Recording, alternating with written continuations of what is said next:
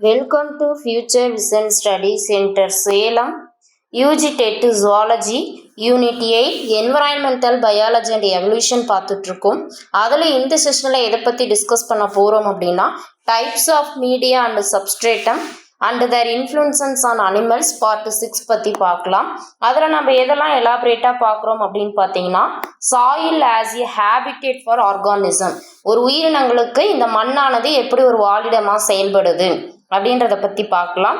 அதில் இருக்கக்கூடிய உயிரினங்களான மைக்ரோஃப்ளோரா, மைக்ரோஃபியூனா, மீசோஃபியூனா, மேக்ரோஃபியூனாவை பற்றிலாம் நம்ம பார்க்கலாம். இந்த சாயிலோட தாக்கங்கள் விலங்குகள் மீது உயிரினங்கள் மீது எப்படி இருக்குது அப்படின்றத பற்றி பார்க்க போகிறோம். ஃபோசேரியல் அண்டு கர்சோரியல் அடாப்டேஷன்ஸ் பற்றி பார்க்கலாம். சாயில் ஏரோஷன்ஸ், அதில் வாட்டர் ஏரோஷன்ஸ் எப்படிலாம் இருக்குது அப்படின்றத பற்றி இந்த செஷனில் எலாபரேட்டாக நம்ம டிஸ்கஸ் பண்ணலாம். Okay, soil as a habitat for organisms, உயிரினத்திற்கு எப்படி ஒரு மண்ணானது ஒரு வாழிடமாக செயல்படுகிறது அப்படின்றத பற்றி பார்க்கலாம். சாயில் அப்படின்றது ஒரு சப்ஸ்ட்ரேட்டம், அது மேலே என்ன லைவ் பண்ணுது, பிளான்ஸ் லைவ் பண்ணுது. It also suitable dwelling place for thousands of animals. Dwelling place அப்படின்னா வசிக்கக்கூடிய இடம் அப்படின்னு சொல்லிட்டு மீனிங்.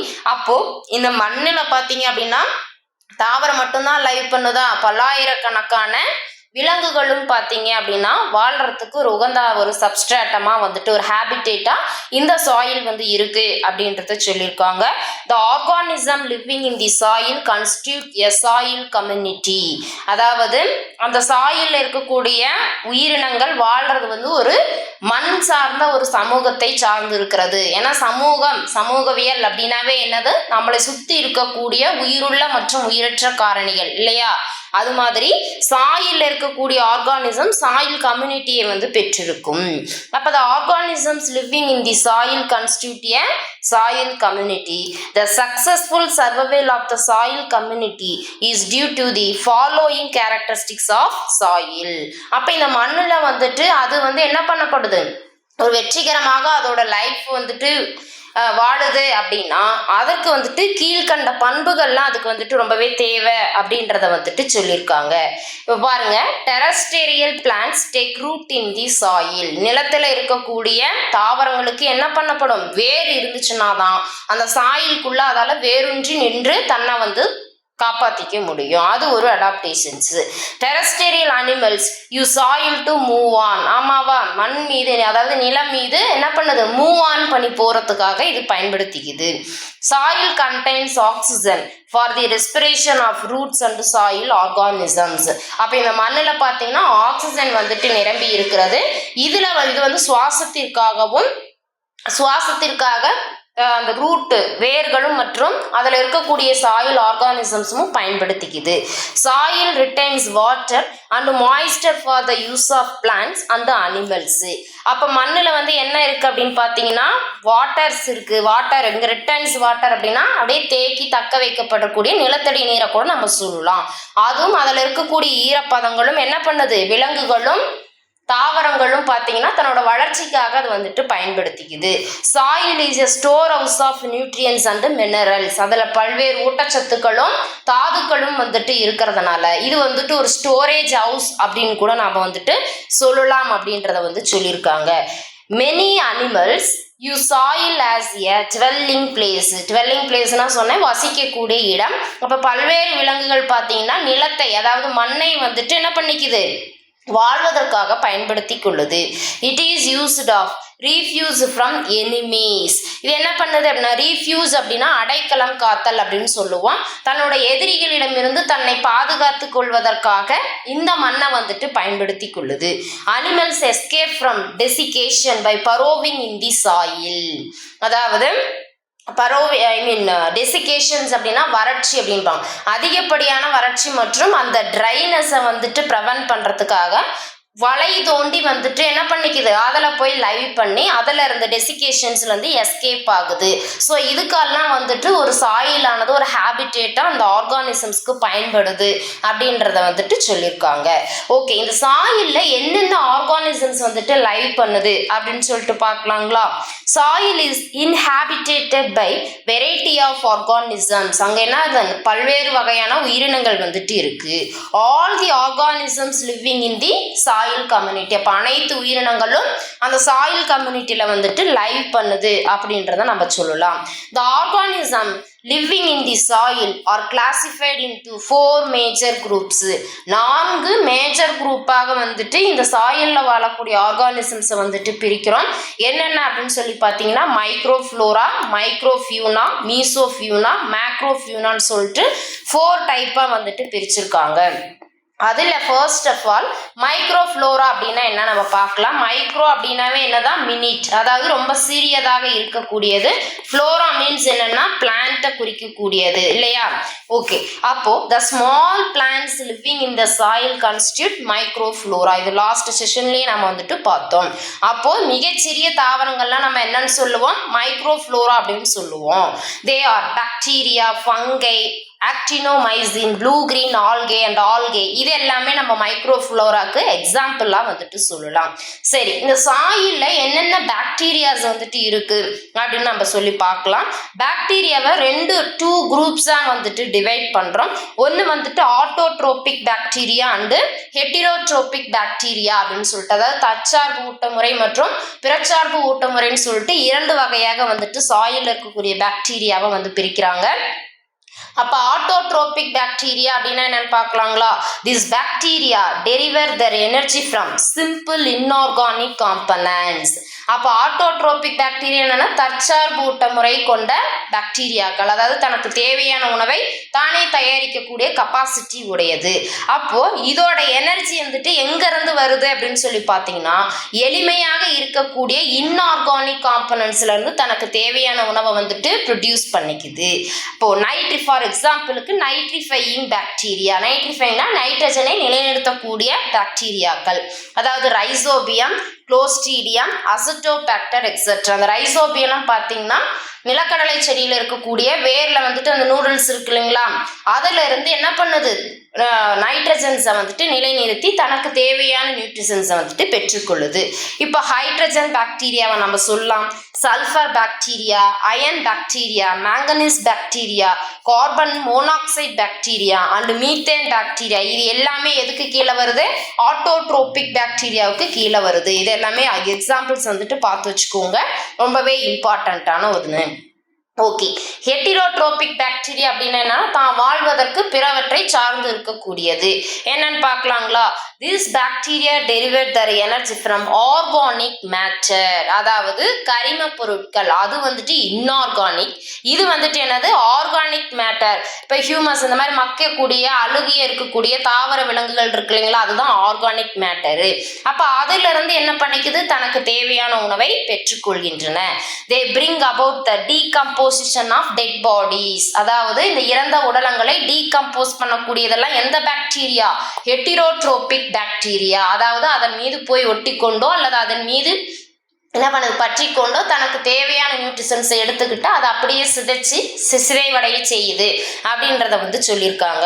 அதனால இந்த ஹெட்டிரோட்ரோபிக் பாக்டீரியாவா டீகம்போசர்ஸ் அப்படின்னு கூட நம்ம வந்துட்டு சொல்லலாம். The enrich in the soil with nutrients.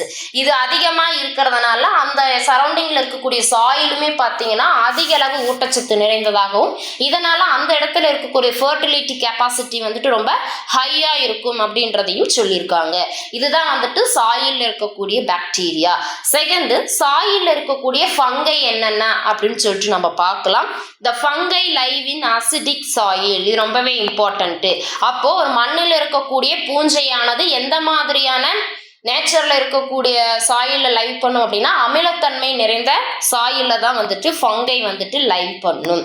They may be parasitic. Saprophytic or symbiotic. பேராசைட்டிக்னா ஒட்டுண்ணியாகவோ இருக்கலாம், சாப்ரோசைட்டிக்னா சாருண்ணியாக இருக்கலாம், சிம்பயோட்டிக்னா அல்லது கூட்டு உயிரியாக கூட வாழலாம் அப்படின்றத வந்துட்டு சொல்லியிருக்காங்க. ஃபார் எக்ஸாம்பிள் பார்த்தீங்க அப்படின்னா ஃபுசேரியம் அப்படின்னா ஒன்றும் இல்லை, ஃபங்கை தான்.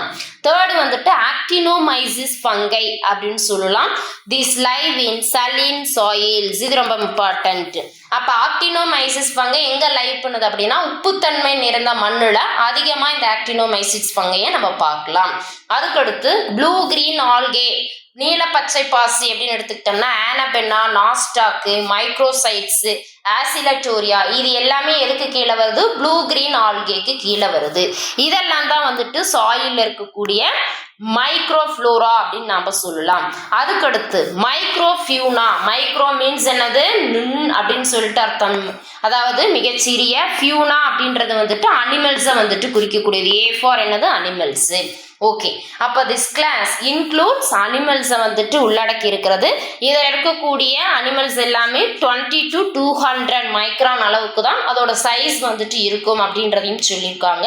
இதில் இதெல்லாம் வரும் அப்படின்னு பார்த்தீங்கன்னா புரோட்டோசோவா, ரெக்டிஃபர்ஸ், பாலிகிளாட்ஸ், டார்ஜிக்ரேடஸ், நெமட்டோட்ஸு, மைட்ஸு, கோபிபாட்ஸ், இது எல்லாமே வந்துட்டு மைக்ரோஃபியூனாவுக்கு நம்ம எக்ஸாம்பிள்ஸாக சொல்லலாம்.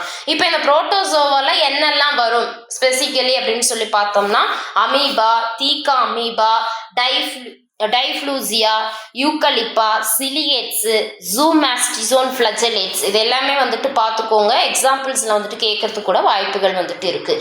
இந்த புரோட்டோசோவெல்லாம் மைக்ரோஃபியூனாவுக்கு நம்ம எக்ஸாம்பிள்ஸாக சொல்லலாம். பாலிக்ளேட் அப்படின்னு பார்த்தீங்கன்னா பைபேலியம். பைபேலியம் அப்படின்னாவே லாஸ்ட் செஷனில் சொன்னது சட்டு தலையான் புழு அல்லது பார்க்கறதுக்கு மரவட்டை மாதிரி இருக்கிறனால அட்டை புழு அப்படின்னு கூட நம்ம வந்துட்டு சொல்லலாம். நெமட்டோட்ஸ், நாடா புழுக்கள், ராபிட்டிட்ஸ், டிப்ளோகாஸ்டர், அதாவது இதெல்லாமே நூல் புழுக்கள் தான் இல்லைங்களா. தைலன்கஸ் அப்படின்னா தாவரத்தை ஒட்டி இருக்கக்கூடிய நூற்புழுவை நம்ம டைலன்சஸ் அப்படின்னு சொல்லுவோம். ஹெட்டிரோடெர்ரா அதனால் ரவுண்ட் வார்ம் ஃபேமிலியை வந்துட்டு சார்ந்தது. மோனோகஸ்ஸு, சார்கினோமைட்ஸ், இது எல்லாமே பார்த்தீங்கன்னா நெமட்டோட்ஸில் வந்துட்டு வருது.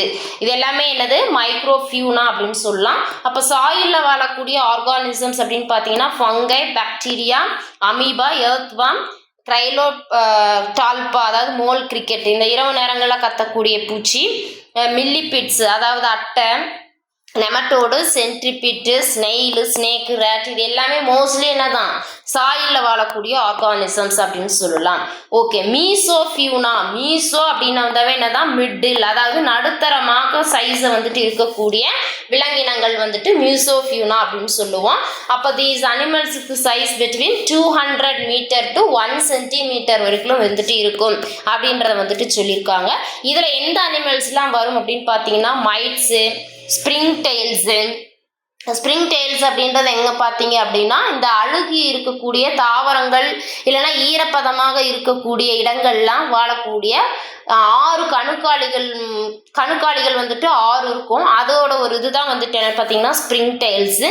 நெமட்டோட்ஸு, ரெட்டிஃபர்ஸு, டார்ஜிடேட்டட், spiders, pseudoscorpions, scorpions, harvestmen, insect larva, millipedes, isopods, mollusca. ஐசோபோட்ஸ்லாம் பார்த்தீங்கன்னா அந்த நண்டு, இறால்கள் அதெல்லாம் நம்ம சொல்லலாம். மில்லிபிட்ஸ்ன்றது மரவட்டையை சொல்லுவோம். இது எல்லாமே பார்த்தீங்கன்னா கிட்டத்தட்ட ஒரு 200 மீட்டர் to 1 சென்டிமீட்டர் வந்துட்டு இருக்கும். இமேஜின் பண்ணி பார்த்தாவே தெரியும். இது எல்லாமே மீசோஃபியூனா அப்படின்னு சொல்லிட்டு சொல்கிறோம். மேக்ரோஃபியூனா அதாவது மேக்ரோனாவே என்னது? லார்ஜ் அப்படின்னு அர்த்தம். அப்போ மிகப்பெரிய விலங்குகள். அப்போ இதோட சைஸ் பார்த்தீங்கன்னா மோர் தென் 1 சென்டிமீட்டர். 1 சென்டிமீட்டருக்கும் மிக நீளமாக இருக்கக்கூடிய பாடி சைஸை பெற்றது தான் நம்ம மேக்ரோஃபியூனா அப்படின்னு சொல்லிட்டு சொல்லுவோம். ஃபார் எக்ஸாம்பிள் வந்து எர்த் வார்ம்ஸ், அதாவது அதில் மெகாஸ்கோலக்ஸ் இருக்கும், பெர்டீமியா, டிராவிடா, இதெல்லாமே அதோட கேரக்டரிஸ்டிக்ஸு. அதுக்கடுத்து ஸ்கோலிப்டென்ட்ரா, கிரைலோடால்ஃபா, ஆம்பிபியஸில் கேக்கோபஸ், பெசிப்சஸ், பீனோடன், யூரோமாஸ்டிக்ஸ்னா உடும்பு மாதிரி இருக்கக்கூடியது, snakes, burrowing owl, monotremes, kangaroo rats, moles, dogs, ஹேர்ஸ்னா முயல், கிரவுண்ட் ஸ்கொயர்ஸ், ரேட்ஸ், இது எல்லாமே பார்த்தீங்க அப்படின்னா 1 சென்டிமீட்டருக்கு மோர் தென்னா வந்துட்டு இருக்கிறதுனால இதெல்லாம் வந்துட்டு மேக்ரோஃபியூனா அப்படின்னு சொல்லிட்டு நம்ம வந்துட்டு சொல்லுவோம். இதெல்லாம் தான் சாயில் இருக்கக்கூடிய ஆர்கானிசம்ஸ். அதுக்கடுத்து இந்த சாயில் வந்துட்டு அனிமல்ஸ் மேல என்ன விதமான இன்ஃப்ளூயன்சஸ் எல்லாம் ஏற்படுத்துது அப்படின்னு சொல்லிட்டு நம்ம வந்து பார்க்கலாம். The majority of the animals living in the soil lead either burrowing or cursorial mode of life. அப்ப பெரும்பாலான விலங்குகள் பார்த்தீங்க அப்படின்னா என்ன பண்ணுது, வலைகளை தோண்டி வந்துட்டு வாழக்கூடியதாக இருக்கு. இல்லை கர்சோரியல் மோட் ஆஃப்னா அந்த பயணம் ஓடி எப்படி சொல்றது, ஓடி வந்து இந்த பருவக்குள்ளெல்லாம் இப்போ கௌதாரியெல்லாம் பார்த்தீங்கன்னா அதெல்லாம் வங்குக்குள்ளதான் வந்துட்டு வாழும். யாராவது ஒருத்தர் வந்தாங்க அப்படின்னா ஓடி ஓட்டமா போய் அதில் போய் என்ன பண்ணிக்கும், ஒளிஞ்சிக்கும். அந்த மாதிரியான லைஃப்பை வந்துட்டு பெற்றிருக்கும் மெஜாரிட்டியான soil animals. Hence they have adaptation for burrowing and cursorial mode of life அப்படின்னு கூட வந்துட்டு சொல்றோம். அதுல 2 விதமான அடாப்டேஷன்ஸ் இருக்கு. அதாவது ஃபாசோரியல் அப்படின்னு எடுத்துக்கிட்டோம்னா வலைகளில் வாழக்கூடிய தகவமைப்பு எப்படி வாழுது அப்படின்னு சொல்லிட்டு நம்ம பார்க்கலாம். Animals living inside burrows are under the surface of the earth are called burrowing or fossorial animals. அதாவது வலைகளை குழிகள் தோண்டி அதுக்குள்ள வாழக்கூடிய அனிமல்கள் எல்லாமே நம்ம பரோவிங் அனிமல்ஸ் அப்படின்னு சொல்லிட்டு சொல்லுவோம். They have some special adaptation for digging burrowing. அதாவது இதற்குன்னு பார்த்தீங்க அப்படின்னா அந்த ஸ்பெஷல் அடாப்டேஷன் இப்போ வந்துட்டு குழியை நோண்டணும் அப்படின்னா டிக்கிங் அப்படின்னா தோண்டுதல், அண்டு பரோவிங் அங்கே வாழணும்னா அதற்குன்னு பார்த்தீங்கன்னா குழி நோண்டுறதுக்கு உண்டான அடாப்டேஷன்ஸ் வந்துட்டு அதில் வந்துட்டு அமைஞ்சிருக்கும் அப்படின்றத சொல்லியிருக்காங்க. பரோவிங் அனிமல்ஸ் பார்த்தீங்கன்னா போத்து இன்வெர்டிபிரேட் அண்ட் கார்டேட் குரூப், முதுகுநாள் அற்றவை முதுகுநாள் உள்ளவை ரெண்டுலையுமே பார்த்தீங்க அப்படின்னா இந்த பரோவிங் அனிமல்ஸ் வந்துட்டு நம்ம பார்க்கலாம். Fossorial animals of the following adaptations, என்னென்ன அடாப்டேஷன்ஸை பெற்றிருக்கிறது அப்படின்னு சொல்லிட்டு பார்க்கலாம். அந்த வகையில first of all spindle shaped body. அதாவது ஸ்பிண்டில் ஷேப்னா சுழல் வடிவத்தில் இருக்கக்கூடிய ஒரு உடல் அமைப்பு. எதற்காக இதில் இருக்குது அப்படின்னு பார்த்தீங்கன்னா their bodies are fusiform or spindle shaped. fusiformனா ஒரு கதிர் வடிவத்தில் வந்துட்டு இருக்கக்கூடியது. it gives little resistance while going in and out of the burrows. அப்போ எதற்காக அதுக்கு ஒரு கதிர் வடிவமான உடல் அமைப்பு தேவை, ஒரு குழிக்குள்ள வந்துட்டு உள்ளேயும் வெளியேயும் செல்வதற்கு அந்த மாதிரியான ஸ்பிண்டில் ஷேப்பில் இருக்கக்கூடிய பாடி தான் வந்துட்டு கரெக்டாக இருக்கும். அதற்காக தான் அது இந்த மாதிரியான ஒரு பாடி சைஸை வந்துட்டு அடாப்டேஷன்ஸாக பெற்றிருக்கிறது அப்படின்றத சொல்லியிருக்காங்க. அதுக்கடுத்து பார்த்தீங்கன்னா டேப்பரிங் ஹெட் அப்படின்னா கூம்பு வடிவத்தில் இருக்கக்கூடிய ஒரு தலை. அப்போ ஆன்டீரியர்லி எப்படி இருக்கும், அந்த ஹெட் வந்துட்டு ரொம்ப டேப்பர்ஸாக இருக்கும். and to form a snout to be used for burrowing. அதாவது ஸ்னவுட் அப்படிங்கிறது வந்துட்டு மூக்கை நம்ம சொல்லுவோம். அந்த மூக்கு என்ன பண்ணோம், அந்த குழியை வந்துட்டு நோண்டுறதுக்கு யூஸ் பண்ணிக்கிற மாதிரியான ஒரு அமைப்பு வந்துட்டு அதில் இருக்கும் அப்படின்றத சொல்லியிருக்காங்க. அதுக்கடுத்து ஷார்ட் டெய்ல். டெய்ல் பார்த்தீங்கன்னா ரொம்ப ஷார்ட்டாக குறுகியதாக வந்துட்டு இருக்கும். ஃபார் எக்ஸாம்பிள் நம்ம டால்பாலாம் சொல்லலாம். டால்பானா ஒன்றும் இல்லை, இந்த மூஞ்சிறு எலிகள் அப்படின்னு சொல்லுவோம் இல்லையா, அதுதான் வந்துட்டு டால்பா. அதெல்லாம் பார்த்தீங்கன்னா குட்டியாக வந்துட்டு ஷார்ட் டெய்ல்ஸ் வந்துட்டு இருக்கும் அப்படின்றத சொல்லியிருக்காங்க. ரிடக்ஷன் ஆஃப் சைஸு, அதாவது கண் வந்துட்டு சிறியதாக இருக்கும், இல்லைன்னா இல்லாமலும் இருக்கக்கூடியதும் வந்துட்டு இருக்கு. The eyes are reduced as they useless in dark burrows. இருட்டறைகள்ல கண்ணு தெரிஞ்சா என்ன தெரியாட்டி என்ன, அதனால தான் அதோட பயன்பாடு வந்துட்டு ரொம்ப குறைவாக இருக்கிறதுனால ரெடியூசஸாக இருக்குது அப்படின்றத வந்துட்டு சொல்லியிருக்காங்க. அடுத்த அடாப்டேஷன்ஸ் என்ன அப்படின்னு பார்த்தீங்கன்னா ரிடக்ஷன் ஆஃப் பின்னா. பின்னா மீன்ஸ் என்னது, காதோட இயரோட ஒரு பார்ட்ஸு. இந்த பின்னா அப்ஸ்ட்ராக்ட் என்ன பண்ணுது, த மூமெண்ட் இன் பரோஸ், அந்த வழி அதாவது எப்படி சொல்கிறது, அந்த குழிக்குள்ளே வந்துட்டு மூவ் ஆகி போகிறதுக்கு நம்ம சேஃப்டியாக இருக்கோமா அப்படின்ற ஒரு உணர்வு அதிர்வுகளை வந்துட்டு அப்சர்வ் பண்ணுறதுக்காக இந்த பின்னா அப்ஸ்ட்ராக்ட் வந்துட்டு இருக்குது அப்படின்னு சொல்லலாம். It reduced and option from burrowing animals. இது மூலிமா ஏதாவது ஒரு அனிமல்ஸ் வந்துட்டு நம்மளோட பரோவில் இருக்கா அப்படின்றது வந்து செக் பண்ணிக்கிறதுக்காக அந்த பின்னா வந்துட்டு அதில் இருக்கு அப்படின்றத வந்துட்டு சொல்லியிருக்காங்க. Okay, the prototherian mammals are the snout for burrowing. இந்த பரோவிங் அனிமல்ஸ்க்கு எக்ஸாம்பிளாக எக்டைனே அண்டு ஆர்னித்தோகைஸ் அதை நாம் வந்துட்டு சொல்லலாம். எக்கைடினே அப்படின்னா பார்க்கறதுக்கு முள்ளமன்றி மாதிரி தான் இருக்கும், ஆனால் முள்ளமன்றி மாதிரி இருக்காது. இதுவும் ஒரு பாலூட்டி தான்.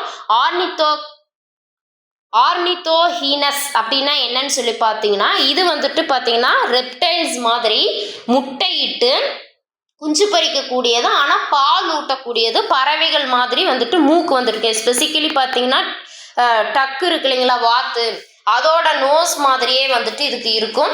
இது வந்துட்டு என்னது, பாலூட்டி. ஆக்சுவலாக இது பாலூட்டி தான். இது வந்துட்டு ரெப்டைல்ஸ் வந்துட்டு கிடையாது. இதெல்லாமே நம்ம என்ன சொல்லலாம், புரோட்டோதெரியன் மேமல்ஸ். புரோட்டோதெரியன் மேமல்ஸ்னால் ரொம்ப பழங்காலத்தில் வாழ்ந்த, தொன்மை தொட்டு வாழ்ந்திருக்கக்கூடிய மேமல்ஸ் தான் நம்ம என்னன்னு சொல்லுவோம்னா புரோட்டோதெரியன் மேமல்ஸ் அப்படின்னு சொல்லுவோம். இதுதான் என்ன பண்ணுது, முட்டையிட்டு குஞ்சு பொரிக்கக்கூடியவை, பட் பாலூட்டும் தன்மை உடையது அப்படின்னு கூட நம்ம வந்துட்டு சொல்லலாம். ஓகே, இதோட நெக் ரீஜியன் வந்துட்டு எப்படி அமைஞ்சிருக்குன்னு சொல்லிட்டு பார்க்கலாம். ரொம்ப ஷார்ட்டாகவும் அல்லது ரெடியூஸ்டாக இருக்கும். அதனால conical head directly passes into the trunk. அப்போ அந்த கோனிக்கலாக இருக்கக்கூடிய ஹெட் என்ன பண்ணும், வயிற்றுக்குள்ள தானா அது வந்துட்டு சப்போஸ் ஏதோ ஒரு அனிமல்ஸ் இருக்குன்னா அப்படியே சுருண்டு அது என்ன பண்ணிக்குது, ஏதோ ஒரு ஆப்ஜெக்ட் மாதிரி தன்னை வந்து அப்பியர் பண்ணிக்கும். அது மூலிமா எனிமீஸ் கிட்ட இருந்து தன்னை வந்து காப்பாற்றிக்கும் அப்படின்னு கூட நம்ம வந்துட்டு சொல்லலாம். வெர்டிப்ரல் காலம் எப்படி இருக்கும், cervical, lumbar and sacral vertebrae are fused together. This fuse an extra firmness and strength to the animal while borrowing.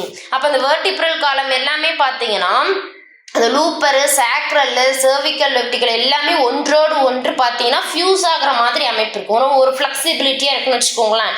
எதற்காக இந்த மாதிரி அமைஞ்சிருக்கு அப்படின்னா அதுக்கு எக்ஸ்ட்ரா ஃபர்ம்னஸ், அதாவது கூடுதலான ஒரு உறுதித்தன்மை வந்துட்டு அந்த பாடிக்கு கொடுத்து அப்போ தான் அந்த பரோ பண்ணுறதுக்காக வலையை தோண்டுவதற்குண்டான ஸ்ட்ரென்த்தையுமே வந்துட்டு கொடுக்குது அப்படின்றத வந்துட்டு சொல்லியிருக்காங்க. அதுக்கடுத்து அதோட ஸ்கின்னில் என்ன மாதிரியான அடாப்டேஷன்ஸ் இருக்கும் அப்படின்னு பார்த்தீங்கன்னா skin is protected with mucus. அதோட ஸ்கின் பார்த்தீங்கன்னா கோழை படலங்களால் வந்துட்டு பாதுகாக்கப்பட்டிருக்கும். மியூக்கஸ் அப்படின்னு பார்த்தீங்கன்னா அன்னலிட்ஸில் நம்ம பார்க்கலாம். ஃபார் எக்ஸாம்பிள் எர்த்துவாமோட உடல் அமைப்பில் நீங்கள் பார்த்தீங்கன்னா தெரியும். கைட்டின், ஆர்த்ரோபோட்ஸ், ஃபார் எக்ஸாம்பிள் காக்ரோச்சுக்கெல்லாம் மேலே பார்த்தீங்கன்னா ஓடு மாதிரியே வந்துட்டு இருக்கும், மிருதுவாக இருக்கக்கூடியது. அது ஒரு ப்ரொடெக்டட் பார்ட்டாக நம்ம வந்துட்டு சொல்லலாம். ஸ்கேல்ஸ், அதாவது ரெப்டைல்ஸில் மேலெலாம் பார்த்தீங்கன்னா என்ன இருக்கும், ஸ்கேல்ஸ் வந்துட்டு இருக்கும். இது ஒரு ஸ்கின் ப்ரொடெக்டட் ஆர்கன்ஸு. ஃபர் ஆர் ஸ்பைன் மேமல்ஸ், பாலூட்டிகள்லாம் பார்த்தீங்கன்னா முட்களாகவோ அல்லது வந்துட்டு முடிகள் வந்துட்டு உரோமங்கள் வந்துட்டு ஒரு ப்ரொடெக்டிவ் பார்ட்ஸாக வந்துட்டு இருக்கிறத நம்ம வந்துட்டு பார்த்துருக்கலாம். அதுக்கடுத்து ஹைபர்னேஷன்ஸ் அடாப்டேஷன். ஹைபர்னேஷன்ஸ் அப்படின்னா வின்டர் ஸ்லீப்பை தான் நம்ம வந்துட்டு ஹைபர்னேஷன் அப்படின்னு சொல்லிட்டு சொல்லுவோம். அப்போ most of the burrowing animals tide over the unfavourable winter by hibernation or winter sleep. எதற்காக இதை வந்துட்டு பெற்றுக்கொள்ளுது அப்படின்னு பார்த்தீங்கன்னா அதிகப்படியாக இந்த குழிகளுக்குள்ள வாழக்கூடிய அனிமல்கள் என்ன பண்ணும், வின்டர் சீசனை வந்துட்டு அதால் வந்துட்டு என்ன பண்ணுவோம், டாலரேட் பண்ண முடியாது. அதுக்காக உகந்த மாதிரி அது லைவ் பண்ணுறதுக்கு உகந்த சூழ்நிலை இல்லாத பட்சத்தில் இந்த ஹைபர்னேஷன்ஸ், அதாவது அந்த வின்டர் சீசன் முழுவதும் உறக்கத்தை வந்துட்டு மேற்கொள்ளும் அப்படின்றத வந்து சொல்லியிருக்காங்க. அதுக்கடுத்து டிக்கிங் ஆர்கன்ஸ் அப்படின்னா என்ன அப்படின்னு சொல்லிட்டு நம்ம பார்த்தோம் அப்படின்னா அந்த பரோவிங்க்குக்காக குழி தோண்டுது இல்லைங்களா, அதற்காக ஸ்பெஷலாக வந்துட்டு இதுக்கு ஆர்கன்ஸுமே வந்துட்டு இருக்குது அப்படின்னு சொல்கிறாங்க. என்னென்ன அப்படின்னு சொல்லிட்டு பார்க்கலாம். இப்போ ஆர்னித்தோரசைஸ், டால்ஃப், அதாவது மூஞ்சுரி, பிளாட்டிஃபஸ், எறும்பு தின்னுன்னு சொல்லுவோம்ல, அதெல்லாம் பார்த்தீங்கன்னா அந்த ஸ்னோட்டு, அதோட மூக்குகள் பார்த்தீங்கன்னா வலை தோண்டுவதற்கு உகந்த மாதிரி வந்துட்டு அதோட அடாப்டேஷன்ஸ் வந்துட்டு இருக்கும். கிளேவ்ஸ் இன் 4 limbs ஆஃப் எக்கைடினே, இதுவும் பார்த்தீங்க அப்படின்னா அதோட நகங்கள் பார்த்தீங்கன்னா ரொம்ப ஷார்ப்பாக இருக்கும் குழியை வந்து தோன்றதுக்கு. தேர்டு பார்த்தீங்க அப்படின்னா spines in the 4 legs of the mole cricket, இந்த பிள்ளை பேக்கக்கூடிய பூச்சி அப்படின்னு சொல்லுவோம் இல்லையா, அதோட 4 legs எல்லாம் பார்த்தீங்கன்னா முட்கள் மாதிரி இருக்கும். அதை வச்சு யூஸ் பண்ணி என்ன பண்ணுது, வலையை வந்துட்டு தோண்டுது. டஸ்கின் ஹெலிபேன்ஸ், டஸ்க் அப்படின்னா தந்தம், அந்த யானையோட தந்தத்தை யூஸ் பண்ணி என்ன பண்ணிக்குது, அது தேவையான இதை வந்துட்டு அடாப்ட் பண்ணிக்குது. இன்சைரிசஸ் இன் பாக்கெட் கோப்பர்ஸ், இது என்ன பண்ணுதுன்னா இன்சைரிஸ் அப்படின்னா வெட்டும் பற்கள் அப்படின்னு சொல்லிட்டு நம்ம சொல்லுவோம். இதை யூஸ் பண்ணி பரோவிங்கை வந்துட்டு என்ன பண்ணுது, தோண்டுவதற்கு பயன்படுத்தி கொள்ளுது. ரெண்டாவது இது எல்லாமே வந்துட்டு பரோவிங் அடாப்டேஷன். அதுக்கடுத்து கர்சோரியல் அடாப்டேஷன்ஸ் அப்படின்னா என்னன்னு பார்த்தீங்கன்னா refers to the fast running, வேகமாக ஓடக்கூடிய ஒரு அடாப்டேஷன்ஸ். கர்சோரியல் அடாப்டேஷன்ஸ் அப்படின்னா கூட கேட்கலாம்.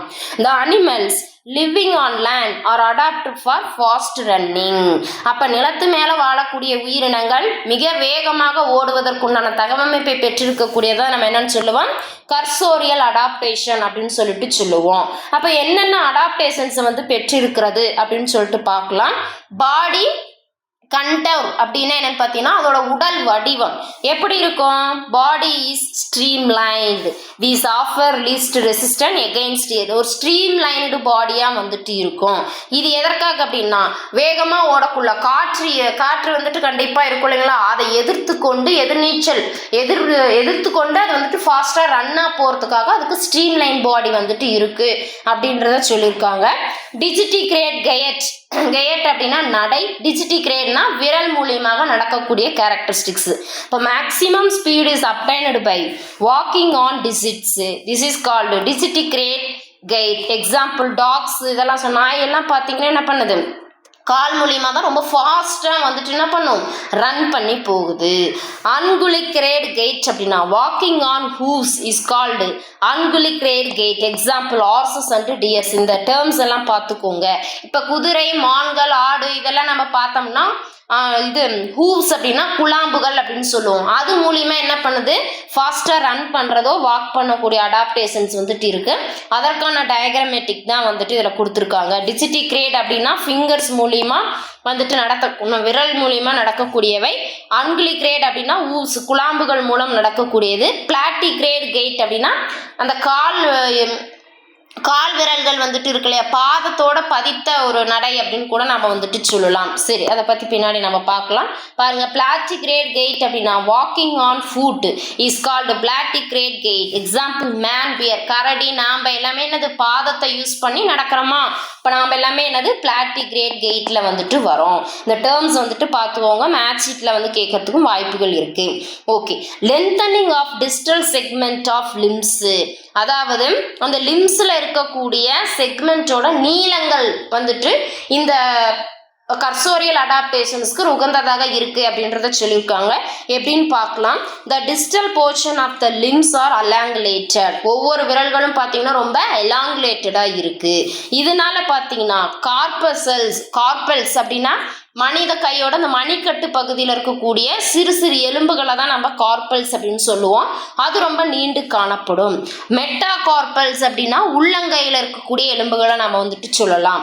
டார்சல்ஸ் அப்படின்னா என்னன்னு பார்த்தீங்கன்னா குதிங்கால் எலும்புகளை நம்ம டார்சல்ஸ் அப்படின்னு சொல்லிட்டு சொல்லுவோம். மெட்டா டார்சல்ஸ் அப்படின்னா கணுக்கால் எலும்புகள் இருக்கு இல்லைங்களா, அதை நாம் அப்படி சொல்லுவோம். இது எல்லாமே எலாங்குலேட்டடாக இருந்தால் தான் நம்மளால என்ன பண்ண முடியும், லேண்டில் வந்துட்டு வாக் பண்ண முடியும். இது என்னத்துக்கு ஹெல்ப் பண்ணுதுன்னா cover a long distance in each step. அதாவது ஒவ்வொரு அடிக்கும் பார்த்தீங்கன்னா ஒரு வெகு தூரம் ஒருத்தர்லாம் பார்த்தீங்க அப்படின்னா டக்குன்னு வந்து சீக்கிரமாக 5 நிமிஷத்துக்குள்ளே பார்த்தீங்கன்னா ரொம்ப தூரம் வந்துட்டு நடந்து போயிடுவாங்க, ரொம்ப ஃபாஸ்ட்டாக நடப்பாங்க. அது காரணம் என்ன, அவங்களுக்கு இந்த கார்பல்ஸு, மெட்டா கார்பல்ஸு, டார்சல்ஸு, மெட்டா டார்சல்ஸ்லாம் ரொம்பவே எலாங்குலேட்டடாக இருக்கிறவங்களால சீக்கிரமாக வந்துட்டு ரன் பண்ணி போக முடியும், இல்லை நடந்து போக முடியும் அப்படின்றத வந்துட்டு சொல்லியிருக்காங்க. ஓகே, இப்போ லாஸ் ஆஃப் டிஜிட். சப்போஸ் வந்துட்டு விரல்கள் இல்லை அப்படின்னா என்ன பண்ணலாம் அப்படின்னு பார்க்கலாம். Fast running involves progressive reduction of digits. அப்போ வேகமாக நடக்கிறதுனால என்ன பண்ணப்படுது, வேகமாக ஓடுறதுனால அந்த விரல்கள் எல்லாமே வந்துட்டு படிப்படியாக வந்துட்டு ரெடியூஸ் ஆகும்னா தேய்ந்து போகிறது. இன் பிளாட்டிகிரேட் கெய்ட் நம்ம பாதங்களே பார்த்தீங்கன்னா நிறைய தேய்ஞ்சு போயிடுதா, அதை தான் சொல்லியிருக்காங்க. There are 5 digit. ஆமாம், 5 விரல்கள் இருக்கு. டிஜிட்டிகிரேட் கெய்ட்ல பார்த்தீங்கன்னா நம்பர் இஸ் ரெடியூஸ்டு டு 4. டிஜிட்டிகிரேட்னா விரல் மூலம் நடக்கக்கூடியது. அப்போ பார்த்தீங்கன்னா 4 தான் வந்துட்டு ரெடியூஸ் ஆகும். But in ungulate gait the number reduced to 4 or 3 or 2 or 1 இப்படி வந்துட்டு கொஞ்சம் கொஞ்சமாக ரெடியூஸ் ஆக ஆரம்பிக்கும் ப்ரோக்ரஸிவா அப்படின்றத வந்துட்டு சொல்லியிருக்காங்க. அதுக்கடுத்து ரிடக்ஷன் ஆஃப் உல்னா அண்ட் ஃபைபுலா அப்படின்னு எடுத்துக்கிட்டோம்னா as an adaptation fast running the ulna and fibula in the limbs are reduced to vestige. உல்னா அப்படின்னா முன்கையில் நீண்டு கொண்டு இருக்கக்கூடிய எலும்பை தான் நம்ம உல்னான்னு சொல்லுவோம். ஃபைபுலா அப்படின்றது கீழ்காலு பின்னாடி இருக்கக்கூடிய மூட்டை நம்ம ஃபைபுலா அப்படின்னு சொல்லுவோம். நம்ம ஃபாஸ்ட்டாக ரன் ஆக இது எல்லாமே தேய்மானம் அடைய ஆரம்பிக்குது. அப்புறம் தேய்மானம் அடைஞ்சு வெஸ்டீஜஸ் ஒரு எச்ச உறுப்புகளாக வந்துட்டு மாறுது, அதாவது பயன்படுத்த முடியாத ஒரு உறுப்பாக அது வந்துட்டு மாறுது அப்படின்றத சொல்லியிருக்காங்க. அதுக்கடுத்து movement of limb in one plane. அதாவது எப்படி வந்துட்டு லிம்ப் 1 பிளேன்ஸ் மூலியமாக வந்துட்டு லிம்ப் வந்து மூவ்மெண்ட் ஆகுறது எப்படின்னு சொல்லிட்டு பார்க்கலாம். The limbs move only in one plane at joints. மூட்டுகளில் வந்துட்டு ஒரே ஒரு பிளேன்னா அதோட பாடி சிமேட்ரியை வந்து பிளேன் நம்ம வந்துட்டு சொல்லுவோம். அது மட்டும் மூவ் ஆகி போகிறது. அப்போ this avoids interference between fore and hind limbs during running. இதனால நம்ம ஓடக்குள்ள அந்த ஃபோர் லிம்ஸ் ஹிண்ட் லிம்ஸும் ஒன்னோடு ஒன்று குறுக்கிட்டு கொள்ளாமல் அவாய்ட் பண்றதுக்கு இது ரொம்பவே ஹெல்ப்ஃபுல்லா இருக்கு அப்படின்றத வந்துட்டு சொல்லியிருக்காங்க. அதுக்கடுத்து லிம்பில் இருக்கக்கூடிய மசில்ஸ், லிம்ப் மசில்ஸ் ரொம்பவே பவர்ஃபுல்லாக வந்துட்டு இருக்கும். Rate of contraction of limb muscles is rapid helping the animal to run faster. அப்போ ரொம்ப ரேப்பிடாக அந்த லிம்ப் மசில்ஸ் இருக்கிறதுனால ஃபாஸ்ட்டாக ஓரத்துக்கு ஹெல்ப் பண்ணுது. அப்போ கர்சோரியல் அடாப்டேஷன்ஸ்னாவே ஃபாஸ்ட் ரன்னிங் தான். அப்போ இந்த மாதிரியான அடாப்டேஷன்ஸ் இருந்தால் தான் என்ன பண்ண முடியும், ஒரு ஆர்கானிசம்ஸ்னால ஃபாஸ்ட்டாக ரன் பண்ண முடியும் அப்படின்றத வந்துட்டு சொல்லியிருக்காங்க. அதுக்கடுத்து பார்த்தீங்கன்னா சாயில் ஏரோஷன், மண் அரிப்பை பற்றி நம்ம பார்க்கலாம். The removal of the top layer of the soil from its original place by water wind glaciers is called soil erosion. மண் அரிப்பு அப்படின்னா என்னன்னு பார்த்தீங்கன்னா ஒரிஜினலாக இருக்கக்கூடிய ஒரு பிளேஸ், அதாவது உண்மையாக இருக்கக்கூடிய ஒரு பிளேஸ். ஃபார் எக்ஸாம்பிள் இப்போ ஏற்காடை நம்ம ஞாபகம் வச்சுக்கலாம். இப்போ ரீசெண்டாக கூட அங்கே வந்துட்டு என்ன பண்ணுச்சு, சாயில் ஏரேஷன்ஸ்லாம் வந்துட்டு நடந்துச்சு இல்லைங்களா. அப்போ அங்கே ஒரிஜினல் இப்போ பார்த்தோம்னா முன்ன பார்த்ததுக்கும் இப்போ பார்த்ததுக்கும் டிஃப்ரென்ஸ் இருக்கும். அப்போ அதோட டாப் லேயர் வந்துட்டு என்ன ரிமூவல் ஆகிருக்கும். அது காற்றுனால நடந்திருக்கலாம், நீர்னால நடந்திருக்கலாம், அல்லது பனி பாறைகள் மூலியமாக கூட என்ன பண்ணலாம், நடக்கலாம். இந்த மாதிரி இருக்கிறதுக்கு பேர் தான் நம்ம என்னன்னு சொல்லுவோம், சாயில் ஏரோஷன் அப்படின்னு சொல்லிட்டு சொல்லுவோம். அப்போ சாயில் ஏரோஷன் பார்த்தீங்கன்னா disturb the original structure of the soil profile. அதோட உண்மையான ப்ரொஃபைலை வந்துட்டு சீர்குலைக்கக்கூடியதுதான் என்னது, சாயில் ஏரோஷன் அப்படின்றத வந்து சொல்லியிருக்காங்க. The soil profile disturbed by erosion is called truncated profile.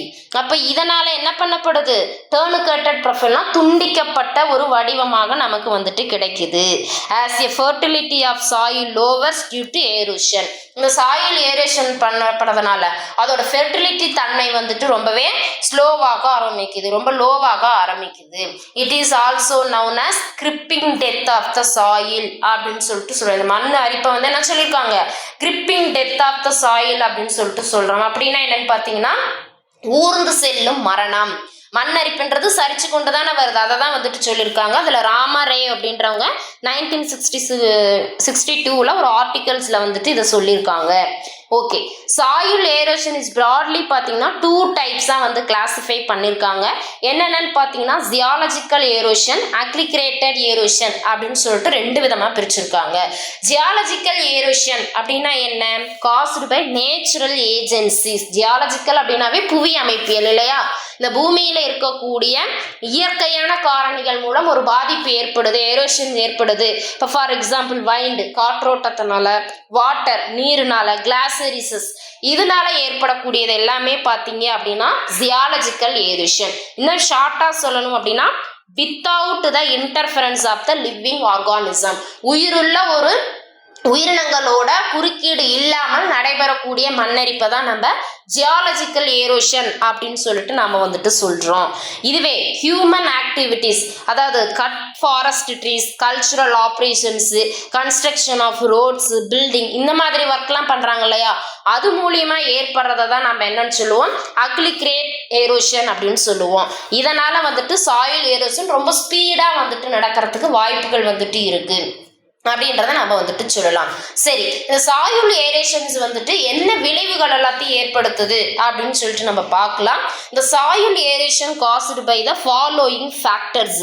என்னென்ன, லேண்ட் ஸ்லைடு நிலச்சரிவு ஏற்படும், ரெயின் சரி எதனால் ஏற்படுதுன்னா நிலச்சரிவுனாலையோ, மழை அதிகப்படியான மழை அதனால் வரக்கூடிய வெள்ளம், சைக்ளோன் புயல், சுனாமி, வைண்ட் அதிகமாக காற்று வீசுறது அதாவது சூறாவளி அந்த மாதிரி இருக்கிறது, வாட்டர் அதிகமாக நீர் இருக்கிறதுனாலையோ, டைட்ஸ் அதிகப்படியான அலைகள் வந்துட்டு வர்றதுனால, waves, lack of proper drainage system வந்து ப்ராப்பராக இல்லாமல் இருக்கிறது, டீஃபாரஸ்ட்ரேஷன் காடுகள் அழிக்கிறது, ஃபாரஸ்ட் ஃபயர் காட்டு தீ ஏற்படுறதுனால, ஓவர் கிராசிங் அப்படின்னு பார்த்தீங்கன்னா அதிகமாக கால்நடைகளை விட்டு மேய்ச்சி அங்கே இருக்கக்கூடிய ஒரிஜினல் ஸ்ட்ரக்சரை டிஸ்டர்ப் பண்ணுறதுனால, conversion of hilly areas to crop lands அதாவது மலைப்பகுதிகளில் வந்துட்டு நாம் ஒரு விவசாய நிலமாக வந்துட்டு பண்படுத்தி அதை பயன்படுத்துறதுனாலையும் இந்த சாயில் ஏரோஷன்ஸ் வந்துட்டு இதாகலாம். Cultivable land, faulty cultivations, shifting cultivation, அந்த நம்ம விவசாயம் பண்ணுறதுக்காக அக்ரிகல்ச்சர் லேண்ட் இதெல்லாம் பண்ணுறதுனால கூட என்ன பண்ணலாம், இதெல்லாம் வந்துட்டு ஏற்படலாம் அப்படின்றத வந்துட்டு சொல்லியிருக்காங்க. சரி, என்னென்ன டைப் ஆஃப் சாயில் ஏரோஷன்ஸ் வந்துட்டு இருக்கு அப்படின்னு சொல்லிட்டு நம்ம பார்க்கலாம். On the basis of agency that causes erosion they are 4 types of soil ஏரோஷன்.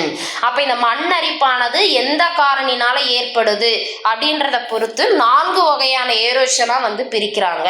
என்னென்ன அப்படின்னு பார்த்தீங்கன்னா, வாட்டர் ஏரோஷன், அப்போ நீர் மூலியமா ஏற்பட்டிருக்கிறது தான் வாட்டர் ஏரோஷன். வைண்ட் ஏரோஷன், காற்றோட்டம் மூலியமாக ஏற்படக்கூடியது. Land slide ஏரோஷன், நிலச்சரிவுனால ஏற்படக்கூடியவை. டீஃபாரஸ்ட்ரேஷன்ஸ், காடுகளை அழிப்பதன் மூலியமாக ஏற்படுதல். ஓவர் கிராசிங், அதிக கால்நடைகளை மேய்க்கிறதுனால ஏற்படக்கூடியது அப்படின்றத வந்து சொல்லியிருக்காங்க. அதில் ஃபர்ஸ்ட் வாட்டர் ஏரோஷன் அப்படின்னா என்னன்னு நம்ம பார்க்கலாம்.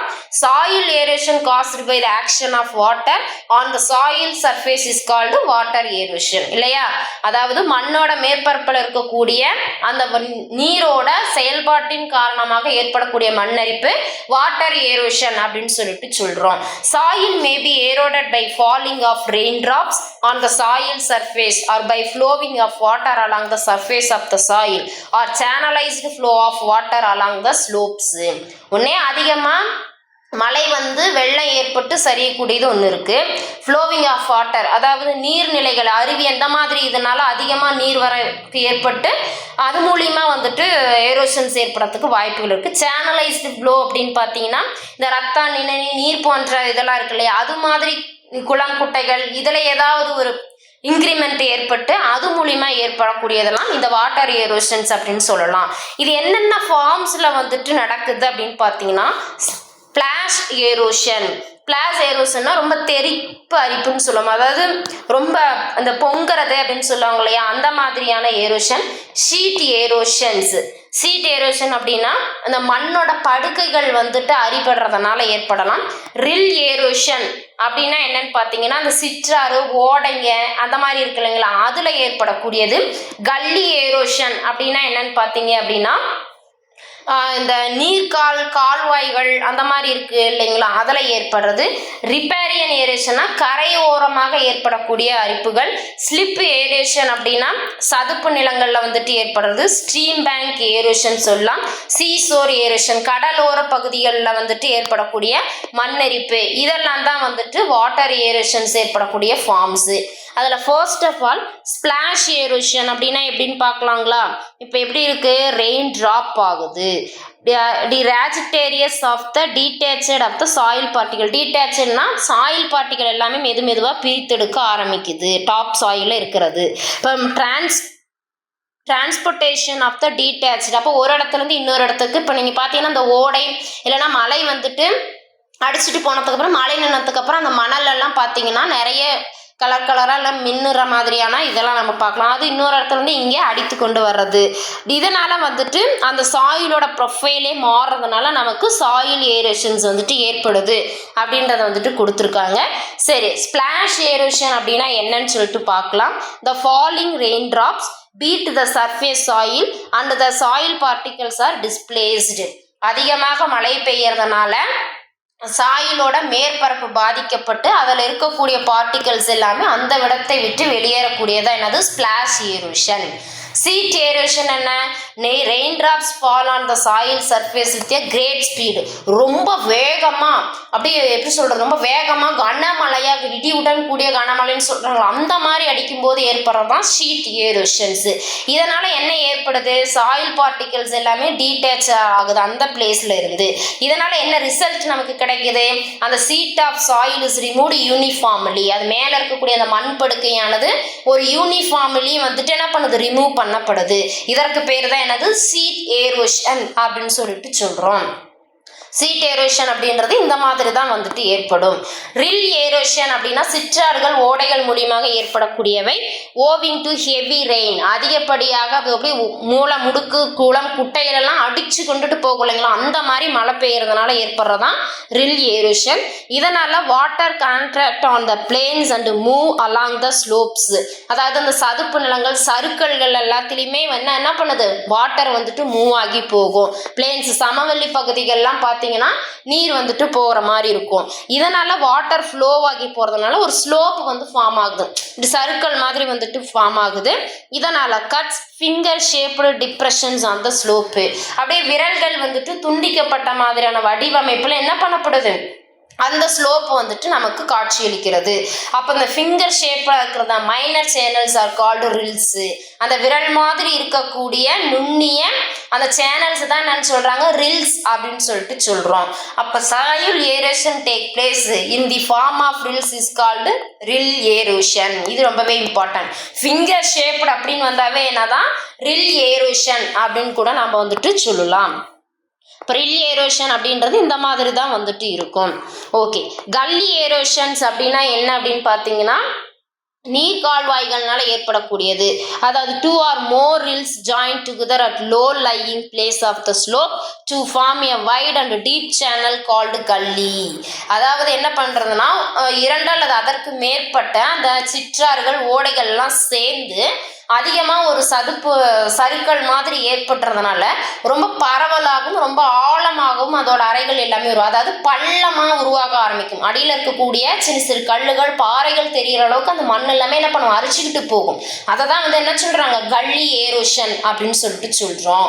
It appears to the continuous flow of water of the slope, அதாவது அந்த சறுக்கல்களில் தொடர்ந்து நீர் ஓடிச்சு அப்படின்னாவே இந்த மாதிரி கொஞ்சம் கொஞ்சமாக போக்குல என்ன பண்ணுவோம், அங்கே இருக்கக்கூடிய மண் சாயில் பார்ட்டிகல்ஸ் எல்லாமே அடித்து செல்லப்படுகிறது.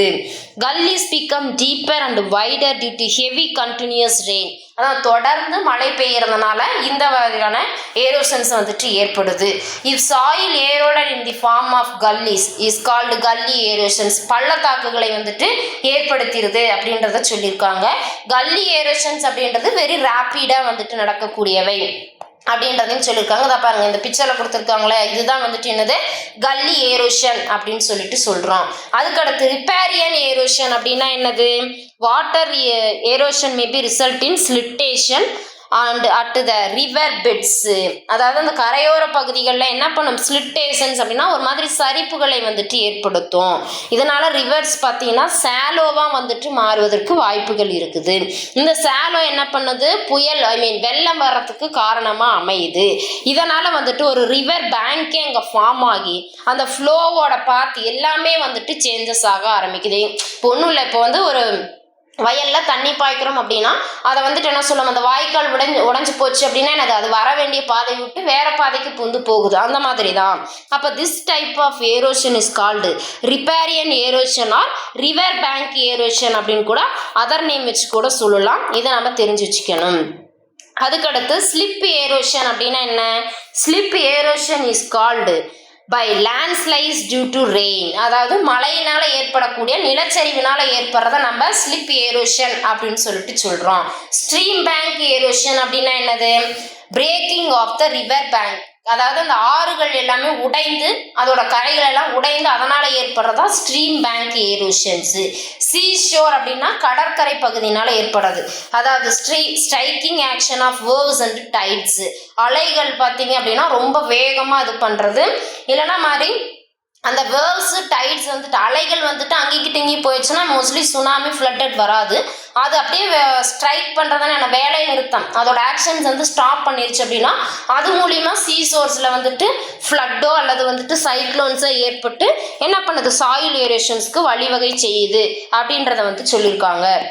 அதுக்கடுத்து இதுக்கு ரிலேட்டடாக என்னென்ன கொஸ்டின்ஸ் வந்துட்டு கேட்பாங்க அப்படின்னு சொல்லிட்டு நம்ம பார்க்கலாம். First, match the following.